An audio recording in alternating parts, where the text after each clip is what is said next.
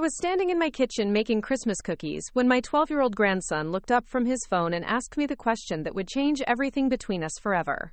"Grandma Rose, why are you still alive? You're like, super old, and you don't really do anything important anymore."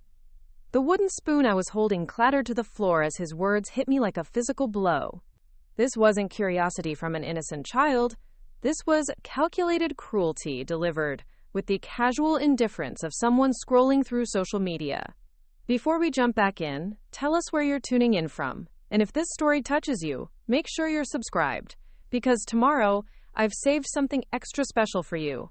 My name is Rose Eleanor Blackwood, and at 78 years old, I thought I'd heard every possible thing a person could say to hurt another human being. I raised 4 children through divorce, bankruptcy, and more family drama than most people see in a lifetime. I survived my husband's early death, built a successful catering business from nothing, and put all my kids through college with money I earned standing on my feet 14 hours a day. But nothing had prepared me for the moment my own grandson would look me in the eye and question whether I deserved to continue existing. The kitchen fell silent, except for the sound of Christmas music playing softly from the radio and the gentle bubbling of hot chocolate on the stove. I had been preparing for our annual cookie decorating tradition, something we'd done together since Tyler was old enough to hold a frosting bag. The counters were covered with cooling sheets of sugar cookies cut into festive shapes, bowls of colorful icing, and tiny containers of sprinkles and candy decorations. Everything looked exactly like it had every December for the past 12 years, but suddenly the whole scene felt like a museum display of a life that no longer mattered. Tyler didn't even look up from his phone when I bent to pick up the spoon. His attention was completely absorbed by whatever video was playing on his screen, probably something involving people half my age doing things that would have gotten them arrested when I was young. His dark hair fell across his forehead in that carefully messy style that took 30 minutes and 3 different products to achieve, and he was wearing a designer hoodie that cost more than most people spent on groceries in a month. This was my daughter Linda's son, the child I had loved since the moment he was born. I was the one who walked the floors with him when he had colic. I was the one who taught him to ride a bike, who picked him up from school when Linda was too busy with her real estate career, who sat through every soccer game and school play. I was the grandmother who never missed a birthday, who remembered every friend's name, who kept a special drawer full of his favorite snacks for when he visited. But looking at him now, slouched at my kitchen table with his expensive clothes and his expensive phone and his casual cruelty, I realized I was staring at a stranger. Somewhere along the way, the sweet little boy who used to fall asleep in my lap while I read him stories had been replaced by this person who saw me as nothing more than an inconvenient relic taking up space in the world. I stood there holding the wooden spoon, trying to process what had just happened. The question itself was devastating enough, but what made it worse was the complete lack of malice in his voice. He wasn't trying to be mean. He was genuinely confused about why someone like me continued to exist, when I no longer served any apparent purpose in his world. To Tyler, I had become as obsolete as a rotary phone or a typewriter, something from a previous era that should have been discarded long ago. The hot chocolate started to boil over, and I quickly moved to turn down the heat. As I stirred the pot, I could feel Tyler's presence behind me like a weight. He was still engrossed in his phone, probably already forgotten what he'd said, moving on to the next video in his endless stream of digital entertainment. The casualness of his cruelty was almost worse than if he'd been deliberately trying to hurt me. I had been looking forward to this afternoon for weeks. Linda was supposed to drop Tyler off for our traditional cookie decorating session while she finished her last-minute Christmas shopping.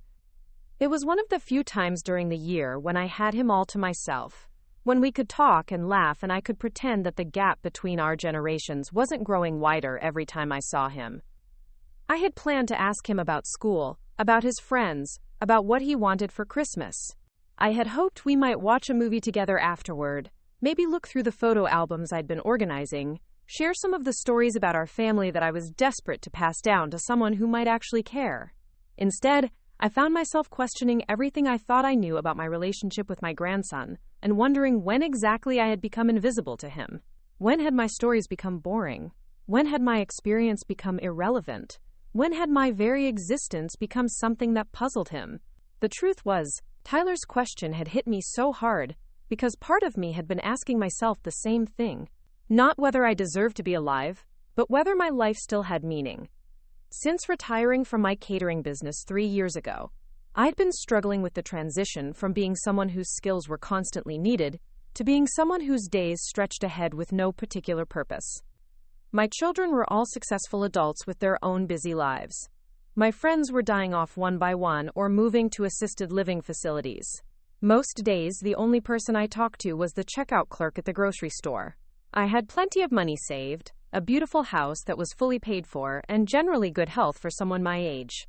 On paper, I was living the golden years that everyone dreams about, but inside, I felt increasingly obsolete, like a book written in a language nobody spoke anymore. Tyler's brutal question had simply voiced what I'd been trying not to think about for months. The kitchen timer chimed, and I pulled another batch of cookies from the oven. The familiar ritual of baking usually brought me comfort, but today even the sweet smell of sugar cookies couldn't lift my spirits. I looked at Tyler, still glued to his phone, and made a decision that would surprise both of us.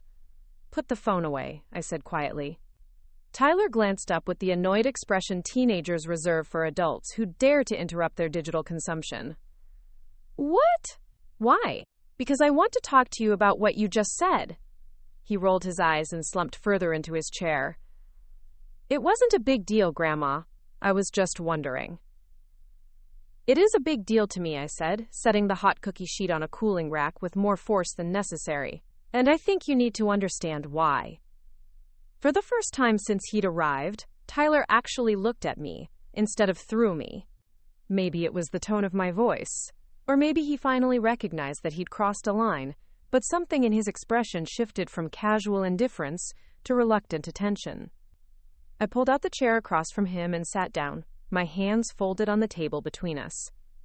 "Tyler, do you know what I was doing when I was your age?" He shrugged. "I don't know.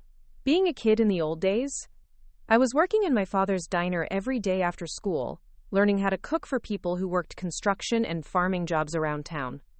My family didn't have money for the things you take for granted. I wore the same 3 dresses to school all year, and I was grateful to have them.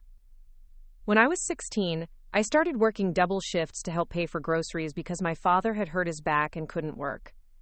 Tyler shifted uncomfortably in his chair. I could tell he wasn't used to hearing about real hardship, the kind that didn't come with a happy ending or a lesson neatly wrapped up in 30 minutes. "When I was 18, I continued, I married your grandfather Robert, and by the time I was 25, I had 4 children under the age of 6. Your mother Linda was the youngest. Robert worked construction, but the pay was unpredictable, and there were times when we didn't know how we were going to make rent. Mom never told me you guys were poor," Tyler said, and for the first time, there was something other than boredom in his voice. "We weren't poor, we were struggling," I corrected. "There's a difference. Poor means you've given up hope. Struggling means you're fighting every day to build something better." I got up to check on the hot chocolate, using the movement to gather my thoughts. This conversation was heading in a direction I hadn't planned, but Tyler was actually listening, and I didn't want to waste the opportunity. "When your grandfather died in that car accident, your mother was only 8 years old," I said, returning to the table. "I had no job skills except cooking, 4 children to feed, and a mortgage I couldn't afford on my own. Do you know what I did?" Tyler shook his head, and I noticed he'd set his phone face down on the table.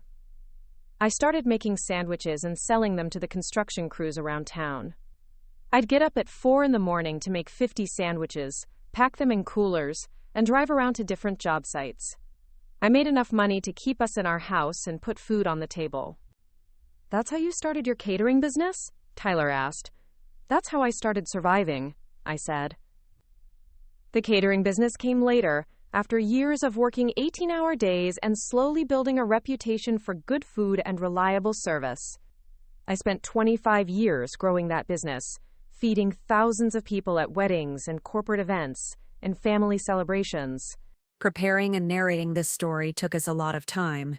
So if you are enjoying it, subscribe to our channel. It means a lot to us. Now, back to the story. I employed 12 people at one point, and I helped put their children through college, too. Tyler was quiet for a moment, and I could see him trying to reconcile this version of his grandmother with the person he'd dismissed so casually 20 minutes earlier. "I never knew all that," he said finally. "There's a lot you don't know," I said, not unkindly, "and that's partly my fault. I've been so focused on spoiling you and making sure you were happy when you visited, that I never thought to share the stories that might help you understand who I am beyond just being your grandmother." The timer chimed again, and I got up to rotate another batch of cookies. When I returned to the table, Tyler was actually looking at me with something that resembled interest. "But the real answer to your question isn't about what I've done," I said. "It's about what I'm still doing and what I still have to offer." "Like what?" Tyler asked, and there was a note of genuine curiosity in his voice now. I smiled for the first time since he'd arrived. "Well, for starters, I'm the only person left who knows your great-grandmother's recipe for Christmas stolen. She brought it with her from Germany when she was 16 years old, and she taught it to me when I was first married. I'm also the only person who knows the story about why your grandfather proposed to me in a thunderstorm, or where your mother got the scar on her knee, or why your Uncle David is afraid of butterflies." Tyler's eyebrows went up at that last one. "Uncle David is afraid of butterflies?" "Terrified of them," I confirmed. "And I'm the only person who knows why, because I'm the one who was there when it happened." I could see the wheels turning in Tyler's head as he started to understand that I wasn't just a random old person taking up space in the world. I was a living library of family history, a repository of stories and recipes and memories that would disappear forever when I died. "I'm also the person who taught your mother how to balance a checkbook, how to interview for a job, and how to change a tire," I continued. "I'm the person who held her hand through her divorce from your father and helped her figure out how to be a single mother. I'm the person who can tell you what she was like when she was your age, what she worried about, what made her laugh." Tyler picked up one of the cookies I'd been cooling and took a small bite. "Mom was really my age once. Believe it or not, your mother was exactly 12 years old at one point, and she was just as certain that she knew everything as you are right now."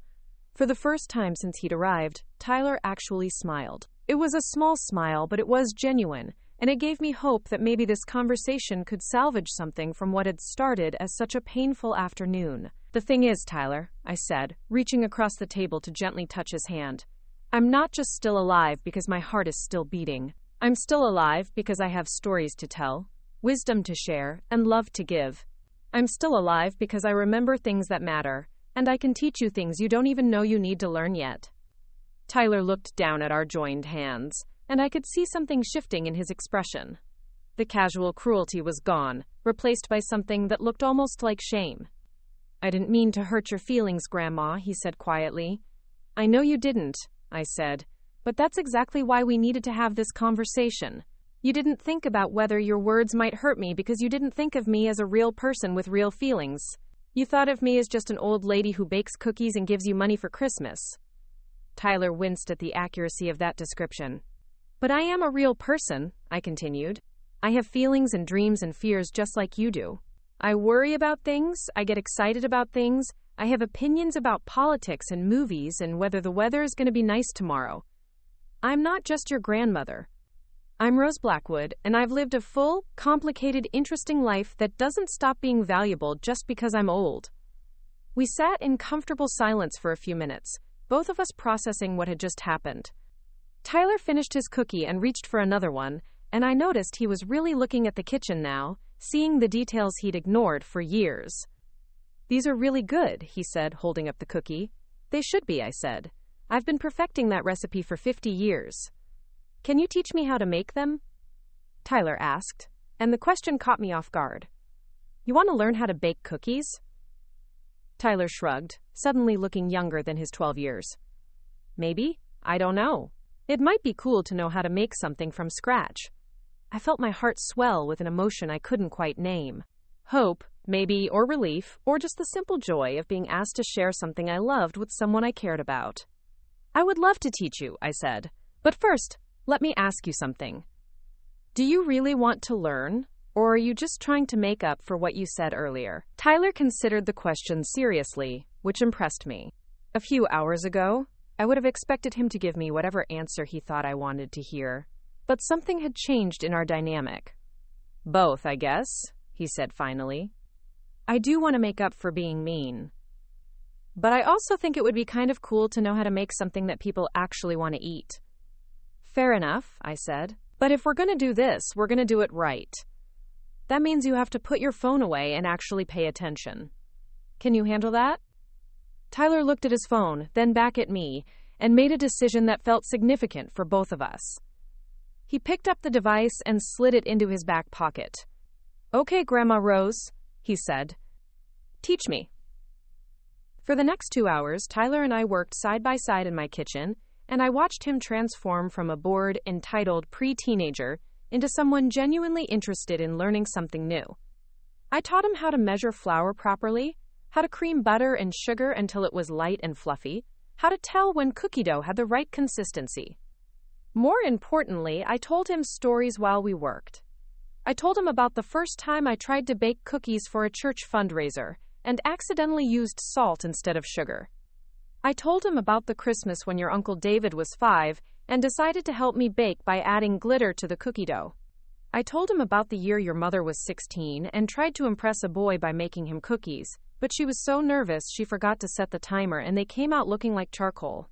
Tyler laughed at all the right parts, asked questions about the family members he'd only known as serious adults, and gradually began to understand that the people in his life had once been young and foolish and uncertain about things, just like he was now. Uncle David really put glitter in the cookies?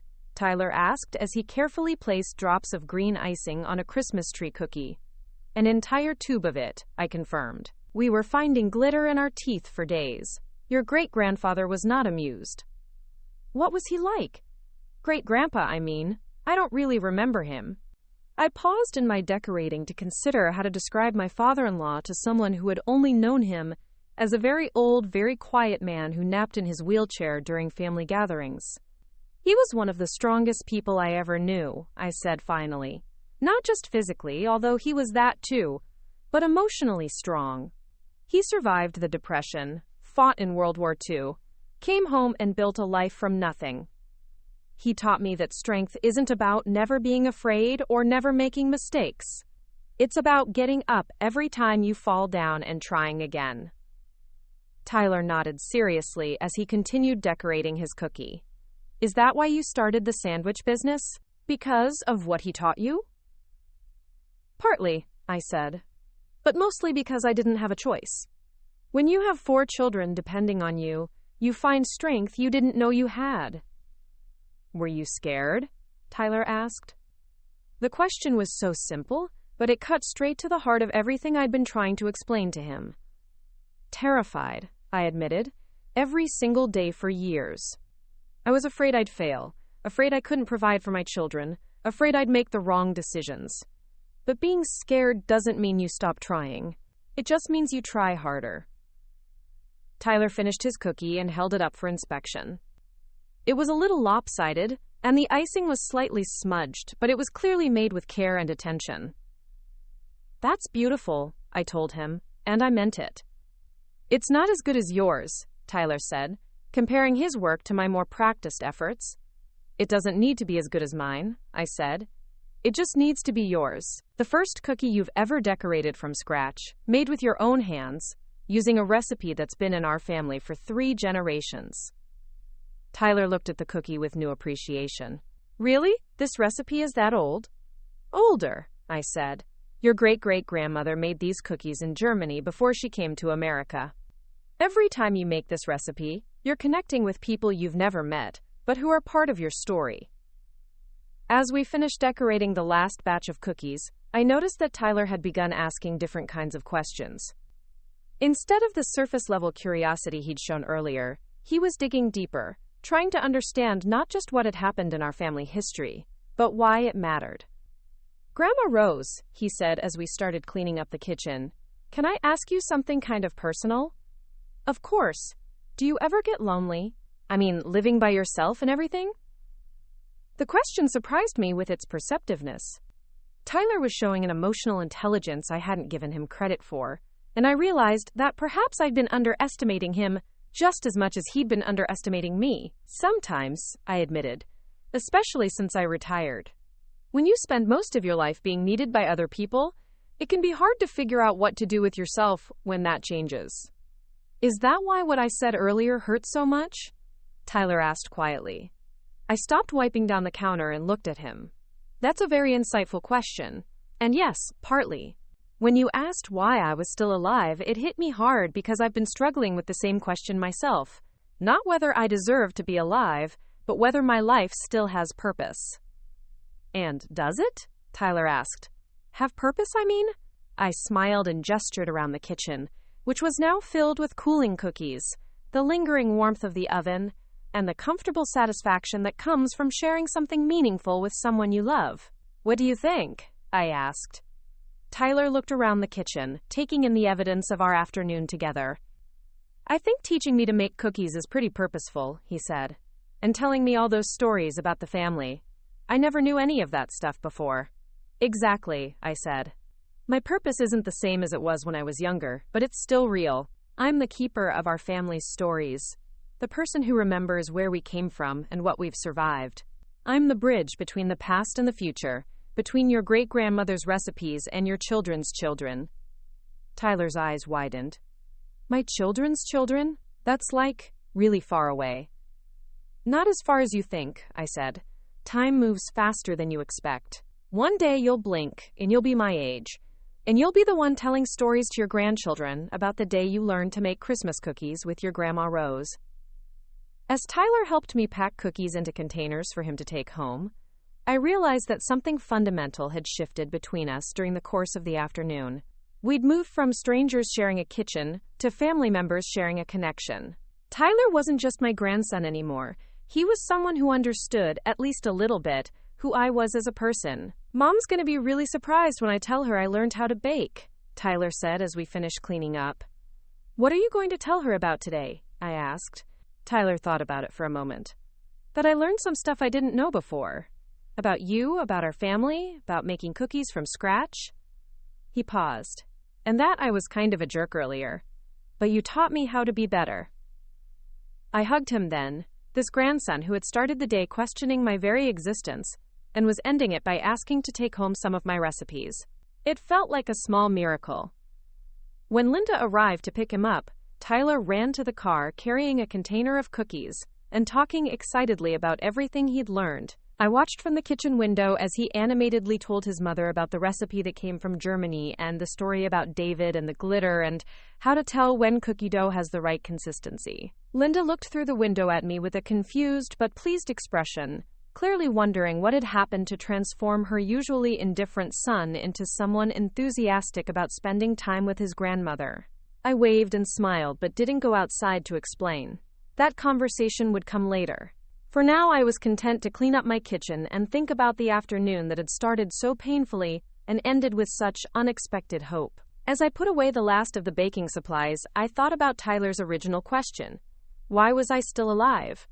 This afternoon had given me at least part of the answer. I was still alive to teach 12-year-old boys how to make cookies. I was still alive to tell stories that might otherwise be forgotten. I was still alive to build bridges between generations, to help young people understand that they are part of something larger than themselves. But even as I felt satisfied with the progress Tyler and I had made, I couldn't shake the feeling that his casual cruelty earlier had revealed something troubling about how I was perceived by my own family. If my grandson could so easily dismiss my value, what did my children really think of me? What did any of them really think of me? That night, I sat in my living room with a cup of tea and began to think seriously about my legacy. Not just the money and property I would leave behind, but the impact I wanted to have on the people I loved. Tyler's question had been a wake-up call, but it had also been an opportunity.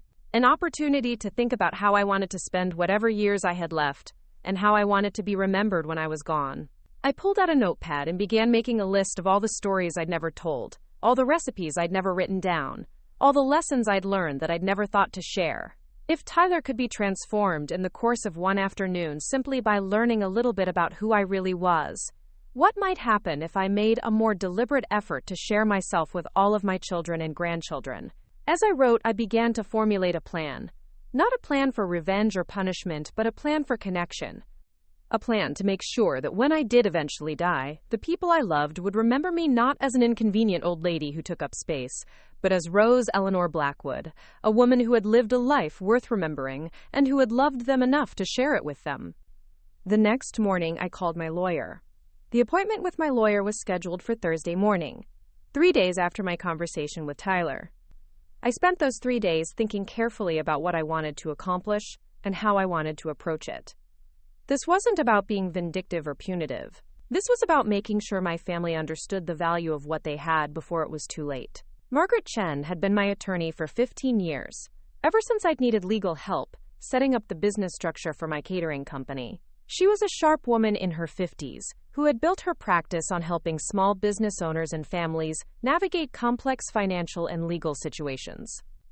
More importantly, she had a reputation for discretion and creative problem-solving. Her office was located in a converted Victorian house downtown, and I'd always appreciated the way she'd maintained the building's original character while updating it for modern professional use. The waiting room still had the original hardwood floors and crown molding, but the furniture was contemporary and comfortable. "Rose, it's good to see you," Margaret said as she led me into her office. "Though I have to admit, your call intrigued me. You mentioned wanting to discuss your estate planning, but you sounded like you had something specific in mind." I settled into the leather chair across from her desk and took a moment to gather my thoughts. "Margaret, I need to ask you something that might sound strange. In your experience, is it possible for someone to be too generous with their family?" Margaret raised an eyebrow and leaned back in her chair. "That's an interesting question. Can you give me some context?" I told her about Tyler's question, about the casual way he dismissed my existence, about the growing realization that my children and grandchildren saw me as nothing more than a source of financial support and occasional conveniences. I explained how I'd spent years making things easy for them, paying for things they needed, helping them out of financial difficulties, always being available when they needed something. "The problem is," I said, "I think I've been so focused on making their lives comfortable that I've made myself irrelevant. They don't see me as a person anymore. They see me as a resource." Margaret nodded thoughtfully. "I've seen this dynamic before, actually. When parents or grandparents are too financially generous, it can create a situation where the recipients take the support for granted and lose sight of the person providing it." "Exactly," I said. "So I want to do something that will help them understand who I am and what I've contributed to their lives before. I'm no longer here to remind them." "What did you have in mind?" I pulled out the notebook where I'd been writing down my ideas. "I want to restructure my will in a way that requires my children and grandchildren to learn about me, really learn about me, before they inherit anything. I want to create a situation where they have to engage with my story, understand my history, and demonstrate that they know who I am as a person." Margaret leaned forward, her professional interest clearly piqued. "Tell me more about what that might look like." "I've been thinking about this for days," I said, consulting my notes. "What if my inheritance was contingent on them completing certain tasks or challenges that would force them to learn about my life? Not impossible tasks, but meaningful ones that would require them to spend time with me, ask me questions, understand where they came from." "That's certainly possible," Margaret said. "There are legal mechanisms for creating conditional inheritances. The key is making sure the conditions are clear, achievable, and legally enforceable." I felt a flutter of excitement in my chest. "So I could actually do this?" "Absolutely. In fact, I think it's a brilliant idea. Too many families lose their history when the older generation passes away, because no one thought to ask the right questions while there was still time." We spent the next hour discussing the practical details. Margaret explained how conditional inheritances worked, what kinds of requirements could be legally enforced, and how to structure the conditions in a way that would encourage genuine engagement rather than just going through the motions. "The beauty of this approach," Margaret said, "is that it benefits everyone involved. Your family members get to inherit what you want to leave them, but they also get something much more valuable, a real connection to their history and to you as a person. What if they refuse to participate?" I asked. "What if they decide the inheritance isn't worth the effort?" Margaret smiled. "Then you'll have your answer about what really matters to them, won't you? But my guess is that once they start engaging with the process, they'll discover things about you and about themselves that make it worthwhile regardless of the money." I left Margaret's office feeling energized and purposeful in a way I hadn't experienced in years. For the first time since Tyler's cruel question, I felt like I was taking control of the situation instead of just reacting to it. Over the next few weeks, I threw myself into developing the specific requirements for my new will. I wanted each task to be meaningful and personal, designed to help my family members understand different aspects of my life and character.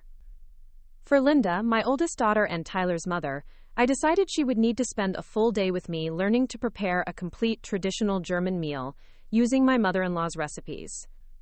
But more than just cooking, she would need to document the stories behind each dish, understand why these particular foods had been important to our family, and learn about the immigrant experience that had shaped our family's early years in America.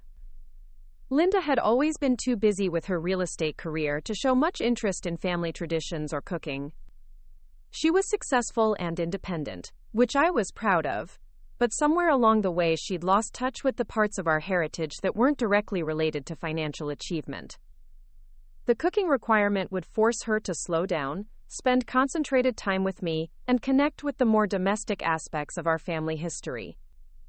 For my son David, I designed a challenge that would require him to research and document our family's genealogy, going back at least 4 generations. But he couldn't just use internet resources. He would need to interview me extensively about the family members I'd known personally, understand the stories that wouldn't appear in any official records, and create a comprehensive family history that captured not just names and dates but personalities and relationships. David was naturally analytical and loved solving puzzles, so I knew this task would appeal to his strengths while forcing him to engage with me as a primary source of information. He'd been somewhat distant since his own divorce 5 years earlier, and I hoped this project might help him reconnect with the idea of family as something valuable and worth preserving. My youngest son, Michael, would need to learn to manage my investment portfolio and understand the financial decisions I'd made over the years. This wasn't just about learning how to handle money, though that was part of it. Michael would need to understand the philosophy behind my financial choices, the risks I'd taken and avoided, the way I'd balanced security with growth over decades of careful planning. Michael had always been somewhat financially irresponsible, quick to ask for help when his latest business venture failed, but never interested in learning how to manage money properly. This requirement would force him to understand that my financial success hadn't been luck or accident, but the result of disciplined decision-making over many years. For Tyler, my grandson, who had started this whole process with his thoughtless question, I created what I thought was the most important challenge of all. He would need to interview me extensively about my childhood, my early marriage, the years when I was building my business, and the challenges I'd faced as a single mother. But he couldn't just conduct the interviews.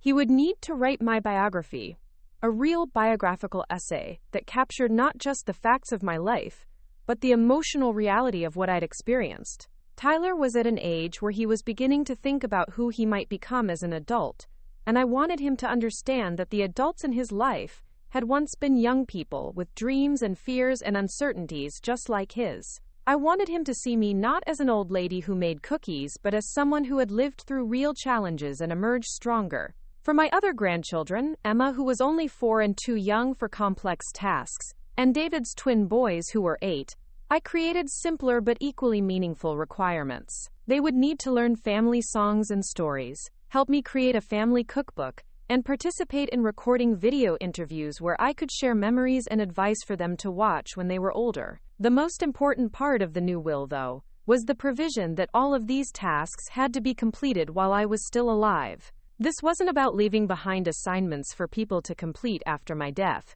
This was about creating opportunities for genuine connection and understanding while there was still time for us to learn from each other. Margaret helped me structure the legal language to make it clear that the inheritance was contingent on meaningful participation, not just going through the motions. Each family member would need to demonstrate real engagement with their assigned task, and I would be the one to determine whether their efforts met the standard of genuine involvement. "What if they think you're being manipulative?" Margaret asked as we reviewed the final draft of the will. "Then they'll have learned something important about standing up for themselves," I replied. "But I don't think that's what will happen. I think once they start engaging with these tasks, they'll realize what they've been missing." The hardest part was deciding when and how to tell my family about the changes to my will. I didn't want to spring it on them as a surprise after my death, but I also didn't want the knowledge of the inheritance requirements to overshadow the genuine connections I was hoping to build. I decided to start with Tyler, since our cookie-making session had already established a new foundation for our relationship. I invited him over for another baking lesson, this time to learn how to make my famous apple strudel. Tyler arrived on a Saturday afternoon looking genuinely excited about our cooking project. The transformation in his attitude since our first conversation had been remarkable. He brought a notebook to write down the recipe, asked thoughtful questions about techniques, and seemed genuinely interested in the stories I shared while we worked. "Grandma Rose," he said as we were rolling out the paper-thin strudel dough, "I've been thinking about what you said about being the keeper of family stories. Do you think you could teach me more about that?" I smiled, recognizing the perfect opening for the conversation I'd been planning. "Actually, Tyler, that's something I've been thinking about a lot lately.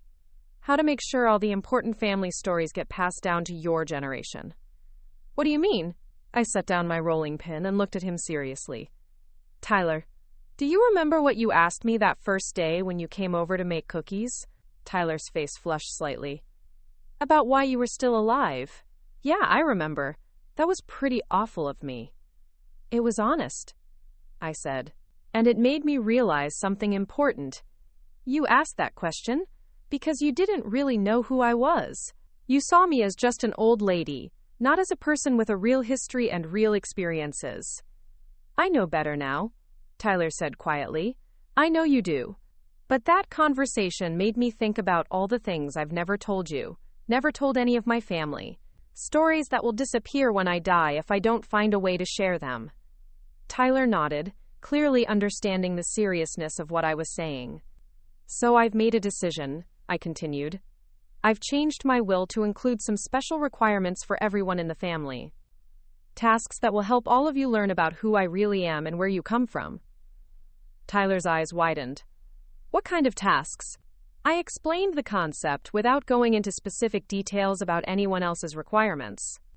I told him about his biographical project, about how important it was to me that he understand my story, about how much I wanted him to see me as a complete person rather than just his grandmother. "You want me to write your biography?" Tyler asked, and I could see both excitement and nervousness in his expression. "I want you to learn who I am," I said. "The biography is just the way you'll demonstrate that you've really understood my story." Tyler was quiet for a moment, processing this information. "And if I don't do it, I don't get any inheritance?" "The inheritance isn't the point, Tyler. The point is the connection. The point is making sure you know where you come from and what your family has survived and accomplished. But you'll still be here while I'm doing the project, right? I can ask you questions and interview you and stuff." "That's exactly what I'm hoping for," I said. "I want us to spend time together, really talking, really getting to know each other. I want you to ask me questions about my life, and I want to learn more about yours too." Tyler grinned suddenly. "This is actually kind of cool. Like being a real investigative reporter or something." "Exactly like that," I agreed. "You'll be investigating the story of your own family." We spent the rest of the afternoon working on the strudel and talking about how the biography project might work. Tyler was full of questions about what aspects of my life he should focus on, how long the final essay should be, whether he could include photographs and documents. His enthusiasm was infectious, and I found myself looking forward to the interviews and conversations that would be part of the project. This was exactly what I'd hoped for when I'd conceived of the inheritance requirements. Not punishment, but opportunity. When Linda came to pick Tyler up, he ran to the car with his container of fresh strudel and immediately started telling his mother about the biography project. "Mom, did you know Grandma Rose used to work 18-hour days when you were little, and that she built her whole business from selling sandwiches to construction workers? I'm going to write her whole life story." Linda looked through the car window at me with a mixture of curiosity and concern. I waved and smiled, knowing that Tyler would fill her in on the details during their drive home, and that I'd probably be getting a phone call from her later that evening. Sure enough, Linda called at 8 o'clock, just as I was settling in with a cup of tea and a book. "Mom, Tyler is very excited about this biography project he mentioned.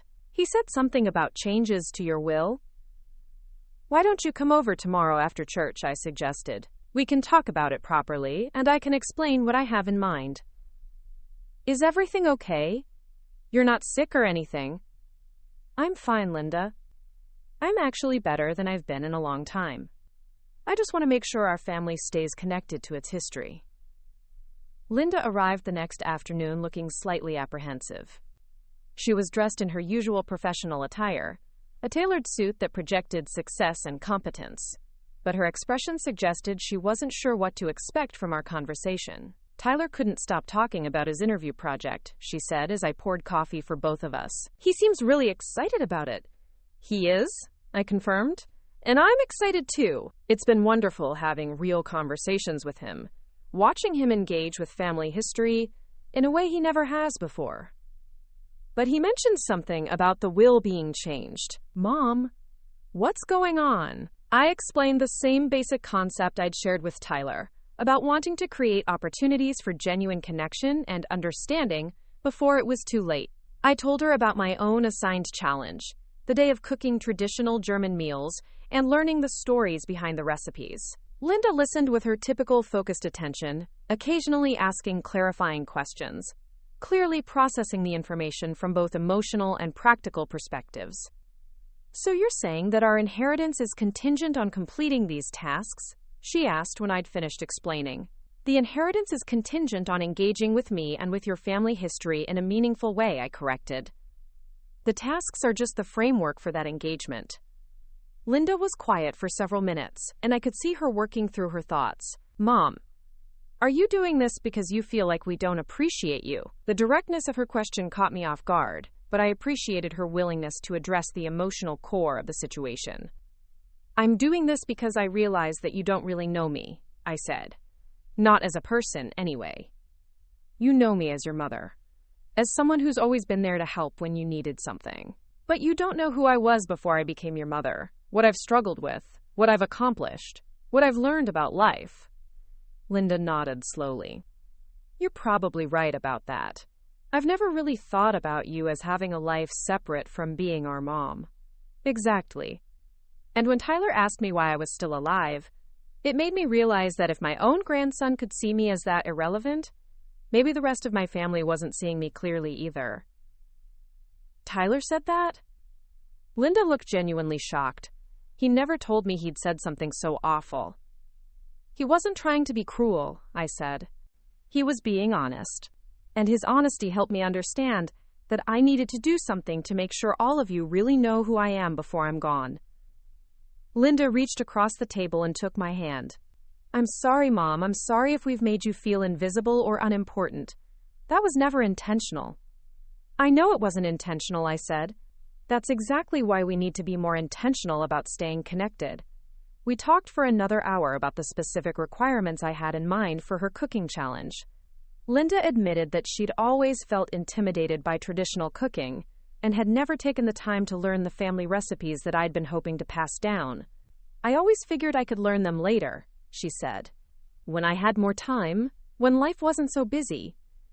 The problem with later, I said, is that later has a way of becoming never. Linda laughed ruefully. You're right about that. My whole life is structured around later. I'll spend more time with Tyler later. I'll take that vacation later. I'll learn to cook traditional meals later. So what do you think about starting sooner rather than later? Linda smiled, and for the first time since she'd arrived, she looked genuinely enthusiastic. I think it sounds like exactly what I need. When do we start? Next Saturday, I said. We'll make a full traditional German dinner, and I'll tell you the stories behind every dish. But you'll need to clear the entire day, Linda. This isn't something we can rush through. I'll clear the day, Linda promised. And Mom, thank you for making me realize what I've been missing. The conversation with David went differently than I'd expected. When I called to invite him over to discuss the family genealogy project I had in mind for him, his response was immediate enthusiasm. You know I love that kind of research, he said. I've actually been thinking about doing something like that for years, but I never knew where to start.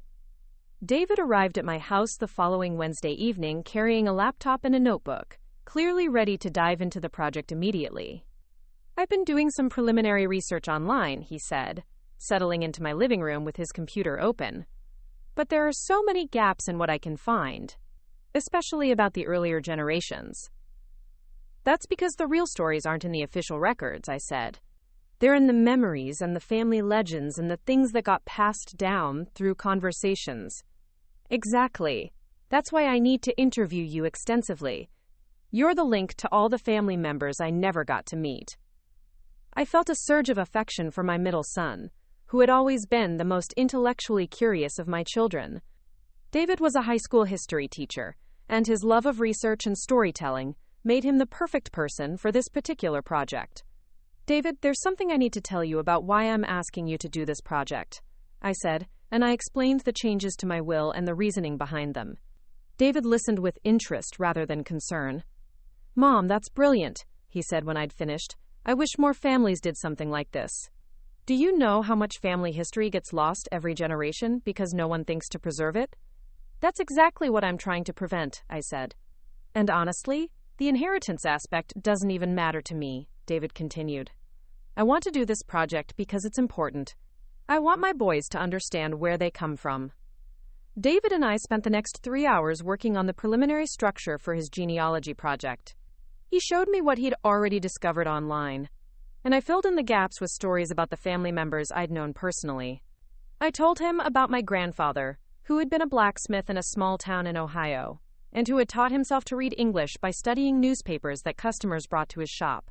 I shared memories of my grandmother, who had arrived from Germany speaking no English, but who had learned the language by listening to radio programs and practicing with neighbors.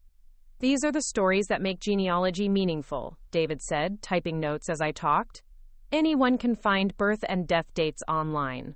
But the real people, the personalities and struggles and triumphs, that's what makes family history come alive." "Exactly," I said. "I want you to create a record that your boys will actually want to read, something that helps them understand not just who their ancestors were, but what kind of people they were." As David prepared to leave that evening, he turned to me with a serious expression. "Mom, can I ask you something? Are you doing this because you're worried about dying soon?" "I'm doing this because I'm finally understanding how to live," I said. Tyler's question made me realize that I've been coasting through the last few years, letting myself become invisible. This project is as much about me rediscovering my purpose as it is about preserving family history. David hugged me tightly. "Well, for what it's worth, I think you've found something really special here, and I can't wait to get started on the research." The conversation with Michael was more challenging.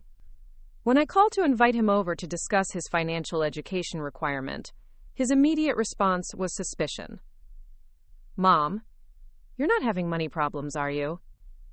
Because if you need help with investments or anything, I know some people who could advise you." I almost laughed at the irony. Michael, who had asked me for financial help more times than I could count, was offering to connect me with investment advisors.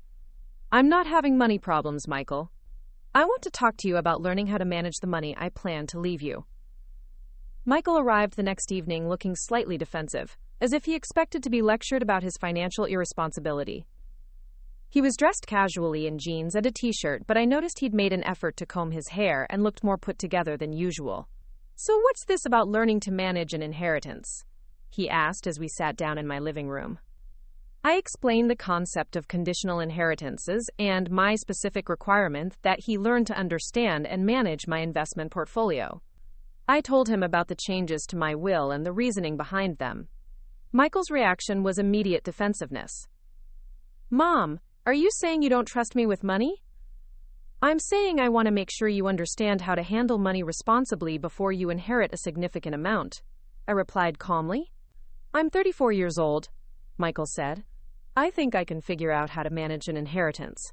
"Michael, in the last 5 years, you've asked me for help with credit card debt, a failed restaurant venture, a car loan you couldn't afford, and your daughter's school tuition. Each time I've helped you without question, but I've never seen any evidence that you've learned from those experiences." Michael's face flushed. Those were just temporary setbacks. Everyone has financial challenges sometimes.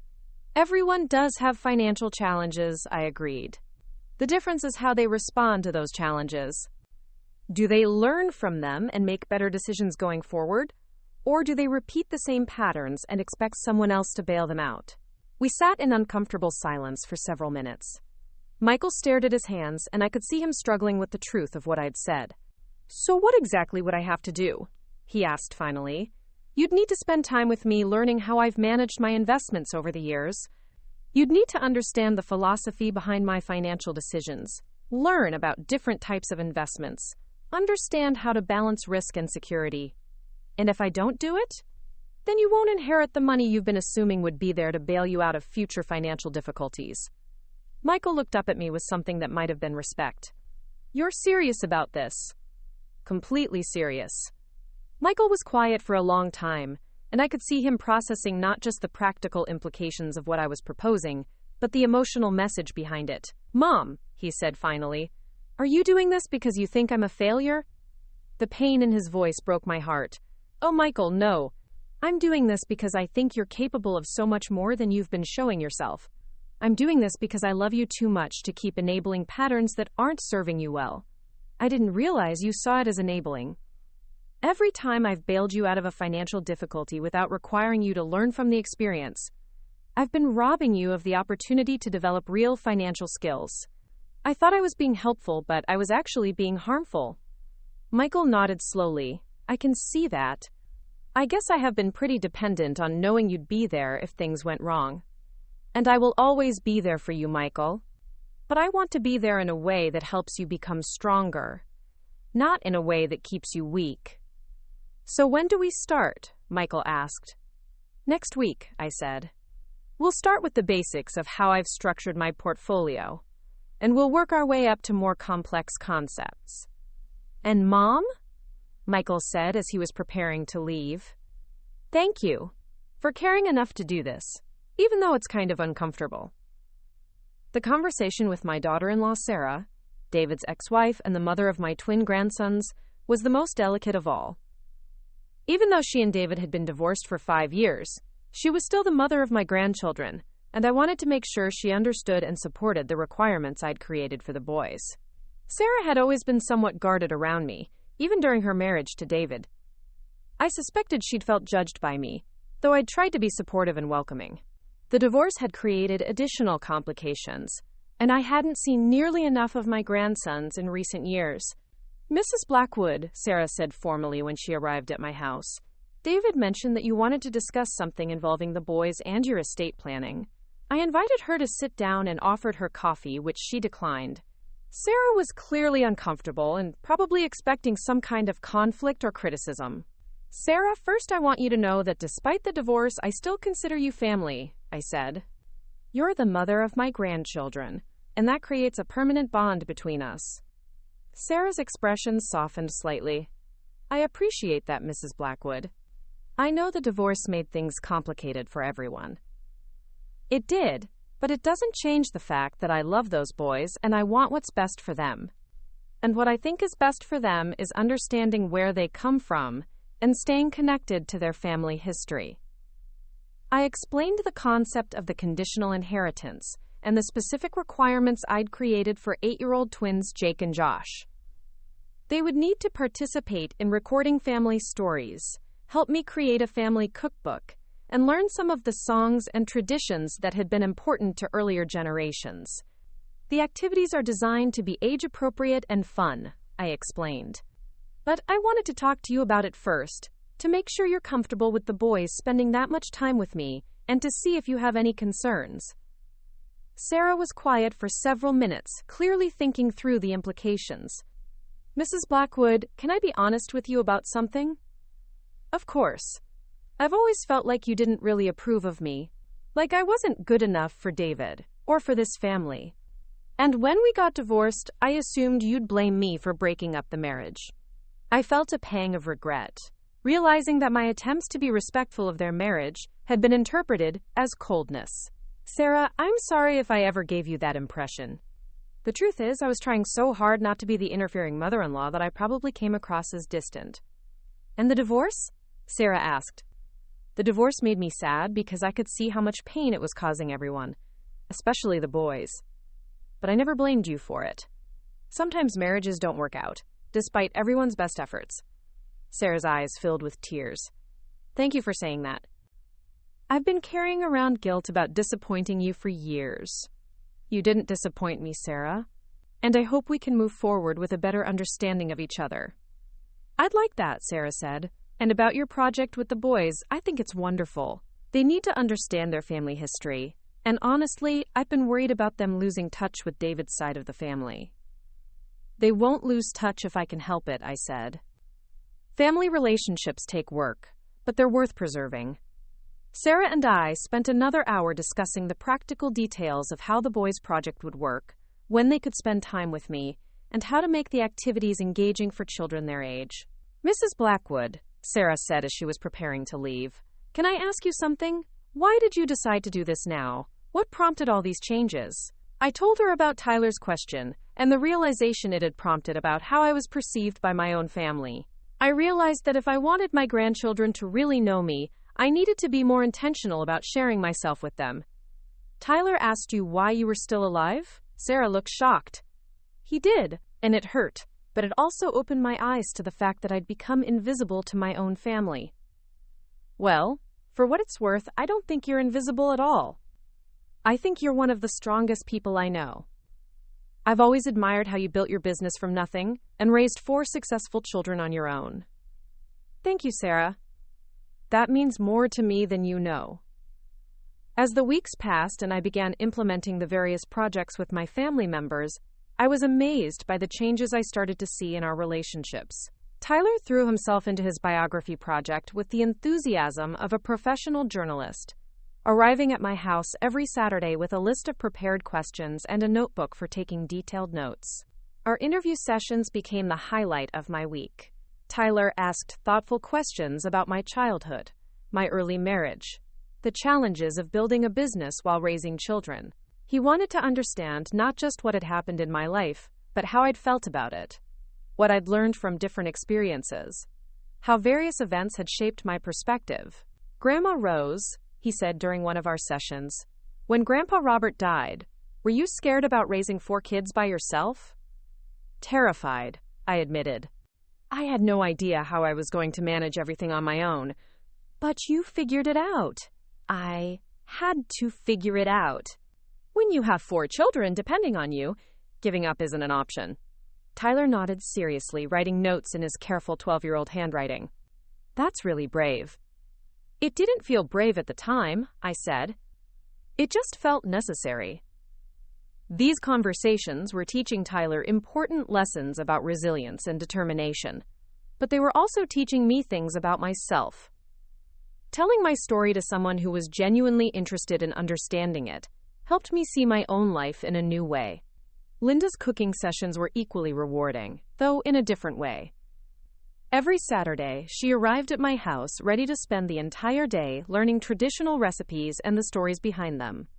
We made sauerbraten with the recipe my mother-in-law had brought from Germany, complete with the 3-day marinating process and the ginger snap gravy that had seemed like magic to me when I was a young bride. I had no idea cooking could be so meditative, Linda said as we worked together to prepare spätzle from scratch. When I cook at home, it's always rushed, always just trying to get food on the table quickly. Cooking can be a form of prayer, I told her, if you approach it with the right mindset. When I was struggling financially, spending time in the kitchen making something beautiful and nourishing for my family helped me feel like I was providing more than just sustenance. I never thought about it that way, Linda said, rolling the spätzle dough with careful attention to technique. Food is love made tangible, I continued. Every meal I cooked for you children was a way of saying, I care about you. I want you to be healthy and happy. I want to give you something good. Linda stopped rolling and looked at me with tears in her eyes. Mom, I'm sorry I never appreciated that before. I always just took it for granted that there would be good food on the table. That's what mothers hope for, I said. That their children can take love for granted because it's so constant and reliable. David's genealogy project was progressing beautifully as well. He arrived at my house every Wednesday evening with new questions and discoveries, eager to fill in the gaps in our family history with stories and memories that wouldn't appear in any official records. I found the immigration records for great-great-grandfather Heinrich, he told me excitedly during one of our sessions. But the records just show that he arrived in New York in 1882 with his wife and 3 children. They don't tell me anything about who he was as a person. Heinrich was a dreamer, I said, settling back in my chair to share the family stories I'd inherited from earlier generations. According to the stories passed down through the family, he spent years saving money to bring his family to America because he believed his children would have opportunities here that they could never have in Germany. What kind of opportunities? Education, mainly. In Germany, Heinrich was a farmer's son, and his children would have been expected to be farmers too. But he'd heard that in America, a person could become anything they were willing to work for. David typed notes on his laptop as I talked, creating a digital record of family stories that might otherwise be lost. Did his dreams come true? David asked. In ways he probably never imagined. His son, Wilhelm, your great-grandfather, became a successful businessman. Wilhelm's son, Robert, your grandfather, was the first person in the family to go to college. And now here you are, a teacher helping other people's children achieve their dreams. So Heinrich's sacrifice in leaving everything he knew made all of that possible. That's the way family history works, I said. Every generation builds on the sacrifices and achievements of the ones who came before. Even Michael surprised me with his engagement in the financial education project. Despite his initial defensiveness, he showed up to our weekly sessions prepared and genuinely interested in learning. I never realized how much research you put into your investment decisions, he said as we reviewed my portfolio together. I always thought you just picked stocks randomly or followed some advisor's recommendations. I've never made a financial decision without thoroughly understanding what I was getting into, I replied. When you're responsible for providing for 4 children, you can't afford to be careless with money. Michael leaned forward, studying the spreadsheet I'd prepared showing 30 years of investment returns. You averaged 12% annual growth over 3 decades. That's incredible. It's the result of patience and discipline, I explained. I never chased get-rich-quick schemes or panicked during market downturns.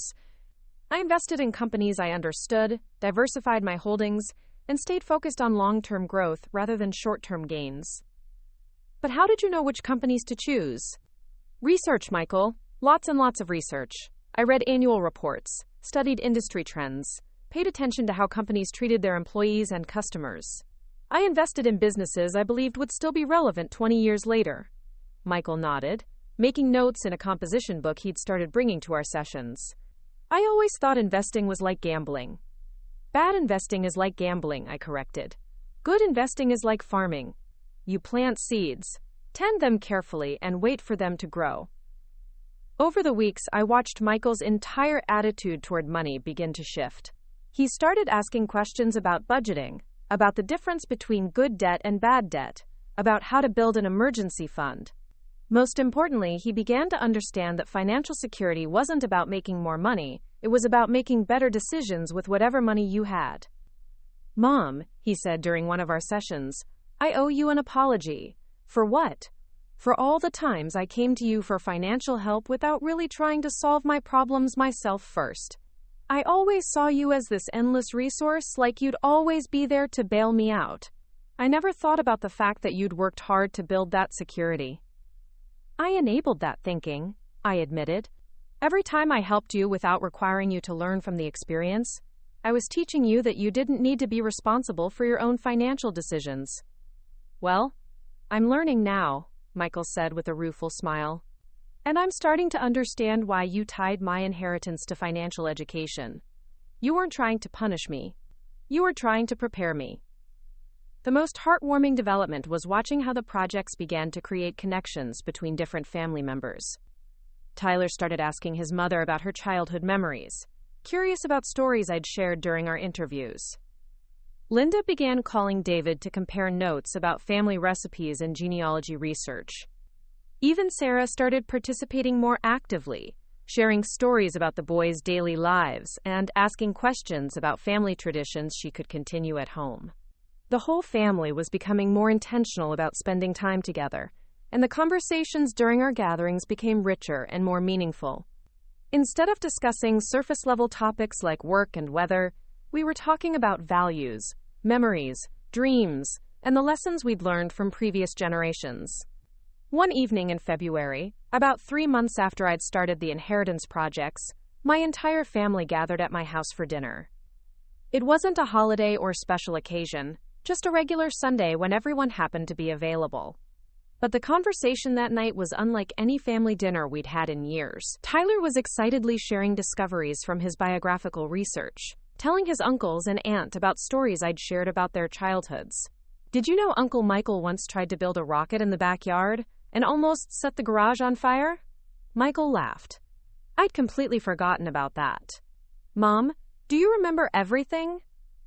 I remember the important things, I said, smiling at the memory of 7-year-old Michael's ambitious engineering project. Linda was discussing the traditional recipes she'd been learning, planning to incorporate them into the boys' upcoming birthday party. I want Jake and Josh to grow up knowing these foods are part of their heritage. David had brought his laptop to share some of the genealogy discoveries he'd made, including a photograph of my great-grandmother that he'd found in an online archive. Look at this, Mom. Doesn't she look exactly like Linda? Even little Emma, who is now 4.5, seemed to understand that something special was happening during these family gatherings. She'd started asking me to tell her stories about the old days and requesting specific songs I'd been teaching her. As I looked around the table that night, watching my children and grandchildren engage with each other and with our family's history in ways they never had before, I felt a deep sense of satisfaction. This was what I'd been hoping to create when I'd first conceived of the inheritance requirements. Not just compliance with arbitrary tasks, but genuine connection and understanding. After dinner, as we were cleaning up the kitchen, Tyler approached me with a serious expression. Grandma Rose, can I ask you something? Of course. Do you think you would have done this inheritance project thing, even if I hadn't asked you that awful question about why you were still alive? I considered his question carefully. I think eventually I might have realized that our family was losing touch with its history. But honestly, Tyler, your question was the wake-up call I needed. It forced me to confront the fact that I'd become invisible to the people I loved most. I'm really sorry about that, Tyler said quietly. I was being a selfish brat. You were being a typical 12-year-old, I corrected. But you were also being honest about how you saw me, and that honesty, as painful as it was, gave me the opportunity to change how I presented myself to all of you. Do you think the projects are working? Tyler asked. I mean, do you feel less invisible now? I smiled and pulled him into a hug. Tyler, I haven't felt invisible for a single day since we started this. I feel more seen and understood than I have in years. By March, all of my family members were well into their assigned projects, and the changes in our relationships had exceeded my most optimistic expectations. But the most significant transformation was happening within myself. For the first time since retiring, I felt like I had a clear purpose and direction. The process of sharing my stories, teaching my skills, and passing down my knowledge had reinvigorated me in ways I hadn't anticipated. I was sleeping better, eating better, and approaching each day with enthusiasm, rather than the vague melancholy that had characterized my recent years. Margaret, my lawyer, noticed the change when I came in for a routine meeting about the trust documents we'd been setting up to formalize some of the inheritance arrangements. Rose, you look wonderful, she said as I settled into the chair across from her desk. Whatever you're doing is working. I'm remembering who I am, I said. For the past few years, I've been defining myself by what I used to be instead of who I am right now. This project has helped me understand that I'm not a former business owner or a former mother of young children. I'm a current grandmother, current teacher, current keeper of family history. And how are your family members responding to the inheritance requirements? Better than I could have hoped, I said, pulling out my phone to show her some photos from recent family gatherings. Look at this picture of Tyler and me working on his biography project. Look at how engaged he is. Margaret studied the photos, smiling at the obvious joy and connection visible in the images. These look like people who are genuinely enjoying spending time together. That's exactly what they are. The inheritance requirements have given us a framework for meaningful interaction. but the relationships that are developing go far beyond completing assigned tasks. Have you given any thought to what happens after everyone completes their projects? Margaret asked. I'd been thinking about that question quite a bit lately. I think we keep going. The projects were just the beginning. Now that we've established these patterns of deeper connection, I hope we'll continue them naturally. And if someone doesn't complete their project, then they'll miss out on more than just money, I said. They'll miss out on understanding where they come from and who they're connected to. But honestly, Margaret, I don't think anyone's going to quit at this point. They're all too invested in what they're learning. As spring arrived, Tyler finished the first draft of his biographical essay about my life. He'd been working on it for months, conducting interviews, organizing stories chronologically, and crafting a narrative that captured not just the facts of my experience, but the emotional reality of what I'd lived through. When he asked if he could read it to me, I was both excited and nervous. How would my life story sound when filtered through the perspective of a 12-year-old? Tyler arrived on a Saturday afternoon carrying a folder thick with typed pages. He'd clearly put significant effort into the project, and his pride in his work was evident in his careful presentation. Grandma Rose, he said formally, I'd like to present my biographical essay about the life of Rose Eleanor Blackwood. I settled into my favorite chair with a cup of tea, prepared to listen to whatever version of my story Tyler had created. The Life and Times of Rose Eleanor Blackwood, Tyler began, by Tyler James Martinez. He'd organized the essay chronologically, starting with my childhood during the Great Depression and working through each major phase of my life. But what impressed me most was how he'd captured the emotional arc of my experiences, not just the factual details. Rose Eleanor Murphy was born in 1945 in a small town in Ohio, Tyler read, during one of the most challenging periods in American history. Her parents, struggling to make ends meet during the Great Depression, taught her early lessons about the value of hard work and the importance of family. As Tyler continued reading, I was amazed by how thoughtfully he'd processed the stories I'd shared with him. He'd understood not just what had happened to me, but how those experiences had shaped my character and values. When Rose's husband Robert died in a car accident in 1975, she faced a choice that would define the rest of her life, Tyler read. She could have given up, moved in with relatives, accepted that her circumstances were too difficult to overcome.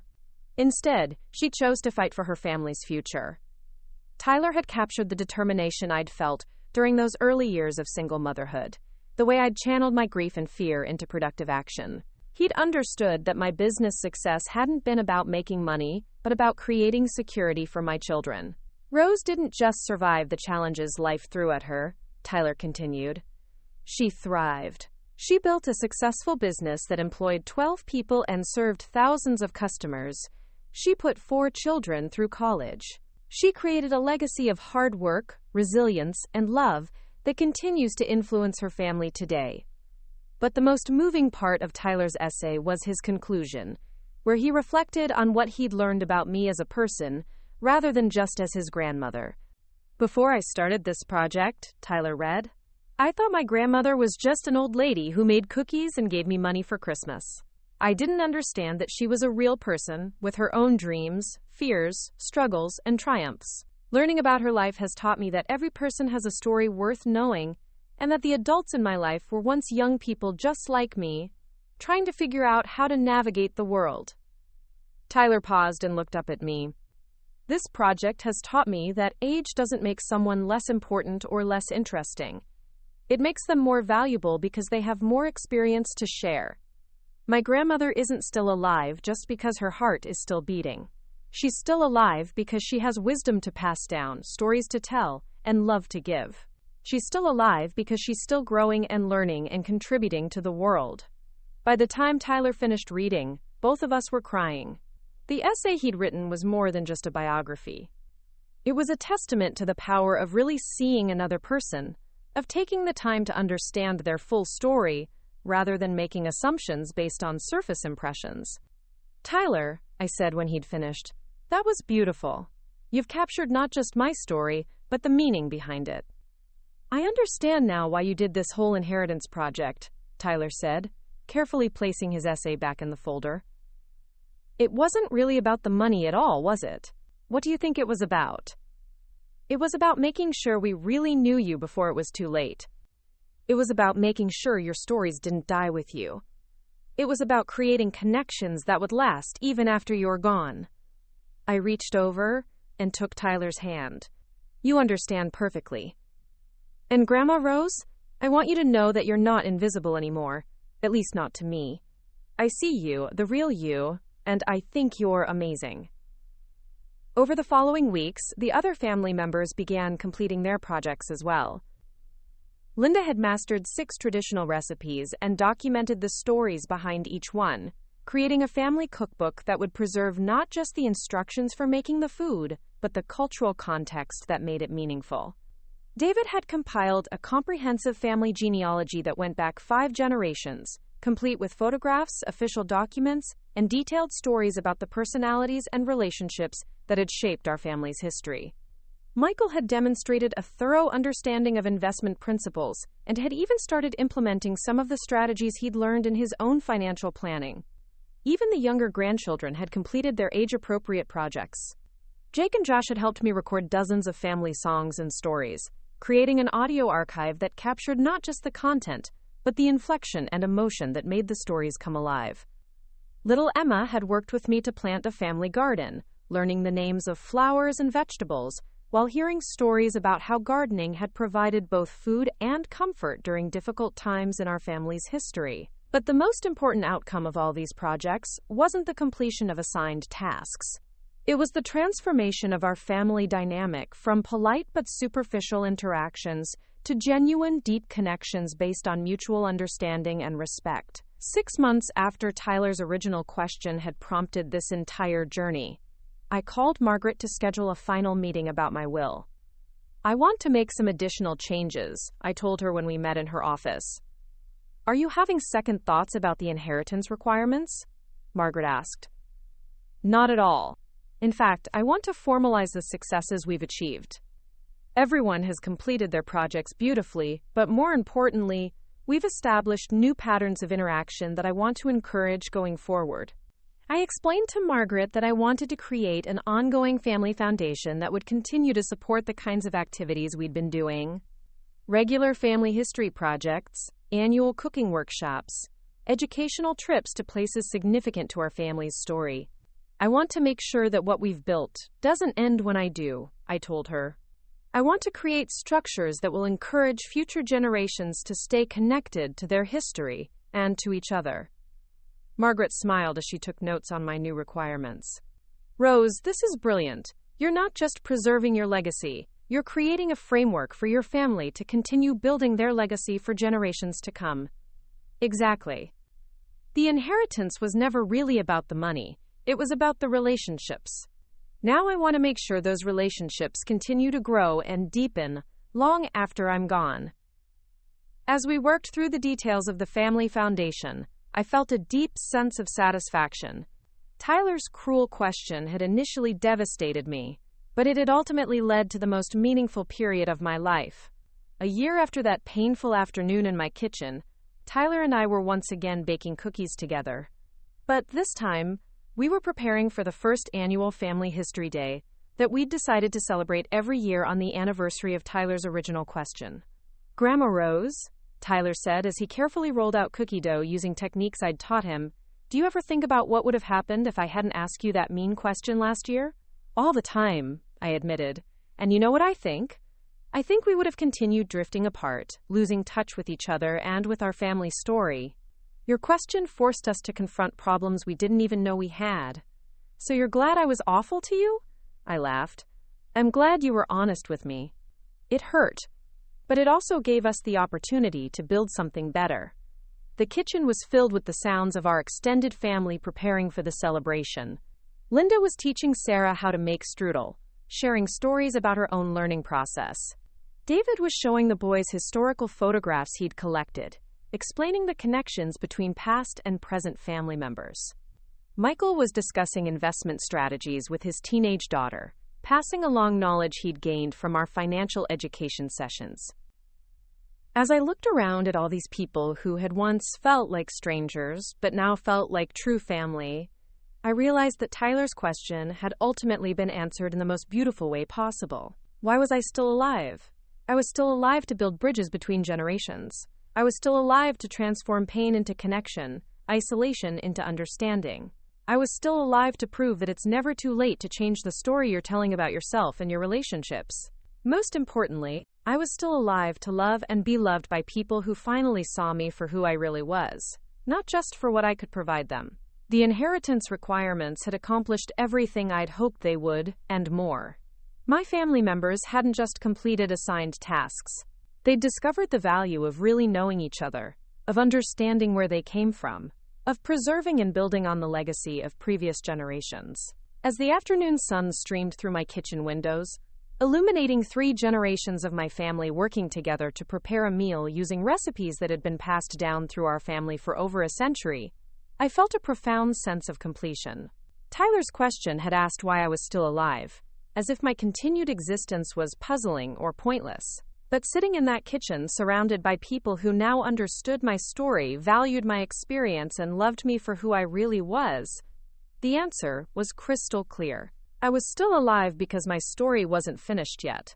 I was still alive because I had more love to give, more wisdom to share, more connections to build. I was still alive because every day offered new opportunities to matter, to contribute, to make a difference in the lives of people I cared about. Tyler looked up from his cookie decorating and caught me watching the family scene with obvious contentment. "What are you thinking about, Grandma Rose?" he asked. "I'm thinking about how grateful I am," I said, "for grandsons who ask difficult questions that lead to beautiful answers." Tyler grinned and returned to his decorating, but not before saying quietly, "I'm grateful for grandmothers who are brave enough to turn difficult questions into family adventures." As the celebration continued around me, I silently thanked that 12-year-old boy who had inadvertently given me the greatest gift possible, the motivation to reclaim my place as the heart of my family, the keeper of our stories, and the bridge between our past and our future. The inheritance had been divided according to the new will, but everyone understood now that the real treasure hadn't been the money. It had been the relationships we'd built, the stories we'd preserved, and the love we'd deepened through the simple act of really seeing each other. Tyler's biography of my life had been bound and printed, with copies for every family member. Linda's cookbook had become a treasured family heirloom that was already being used to teach the next generation.